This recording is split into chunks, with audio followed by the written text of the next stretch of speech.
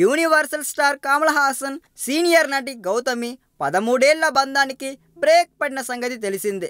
కమల్తో 13 ఏళ్లుగా చేస్తున్న ప్రయాణాన్ని ఇకపై తాను కంటిన్యూ చేయలేనని గౌతమి తాజాగా తన బ్లాగ్ ద్వారా చెప్పడంతో వీరిద్దరి బంధం కథ కంచికి చేరినట్లయింది. అయితే ఇదే అంశంపై కమల్ కూడా స్పందించారని ఓ వార్త సోషల్ మీడియాలో జోరుగా హల్చల్ చేస్తుందిలేండి. అయితే ఈ అంశం కమల్ను పెద్ద షాకు గురి చేసింది. గౌతమితో తాను విడిపోయినట్టు తాను ఎక్కడా ఎవరికి చెప్పలేదని, తాను ఎలాంటి ప్రకటనలు చేయలేదని, తాను ప్రకటన చేసినట్టు మీడియాలో వార్తలు రావడం దారుణమని కమల్ తెలిపారు. ఈ విషయంపై తన ట్విట్టర్లో కమల్ తమిళ లాంగ్వేజ్లో ట్వీట్ చేశారు. కమల్తో విడిపోతున్నట్టు గౌతమి ప్రకటన చేసిన వెంటనే కమల్ కూడా ఇదే అంశంపై స్పందిస్తూ గౌతమితో తాను విడిపోతున్నట్టుగా చెప్పారన్న ఓ వార్త సోషల్ మీడియాలో వచ్చింది. దీనిని బేస్ చేసుకొని సౌత్ ఇండియా మీడియా చెలరేగిపోయి వార్తలను ప్రచారం చేసేసింది.